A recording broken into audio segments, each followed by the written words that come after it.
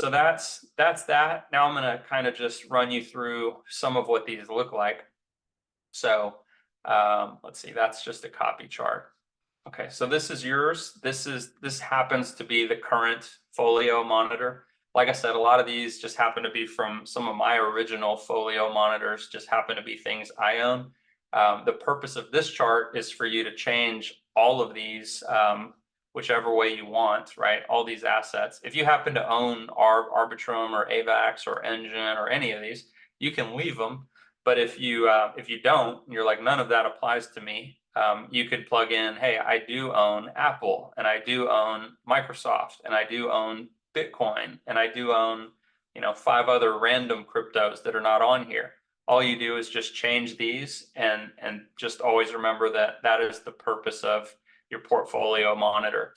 And so kind of what happens is when you see your portfolio monitor looking strong overall, nice and green, and you have, green breakout bars in larger time frames, all your movement monitors are overall green. And I'll teach you more on how to use these, but like all your linear regression channels, from the 2-day onward are mostly green, and they're even breaking even more bullish, which is what this second column actually is, right? It shows that they're already in this green channel slope, so they're all already kind of bullish, and it just means that they're breaking more bullish, right, to whatever degree.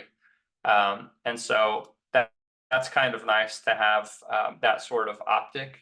And then at the same time, there might be a day when you start to see a lot of red forming.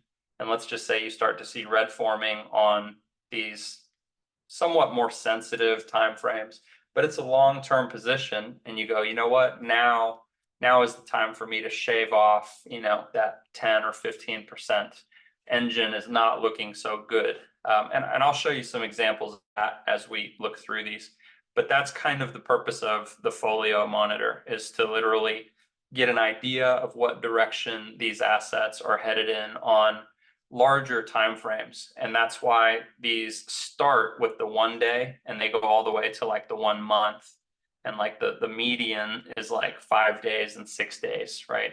So these are built to give you larger time frame perspectives. So uni, for instance, is looking really good overall. Even, I built this because I want like even my 9-year-old to look at it and say, that looks bearish. And I'm like, yeah, that's right, because it's just red. So, and the whole point is for them to turn, bearish earlier, and for you to have a little bit of heads up. And so you'll notice that these smaller time frames are going to be the ones that turn soonest, whether it's bullish or bearish. It'll take much longer for the monthly, to show change.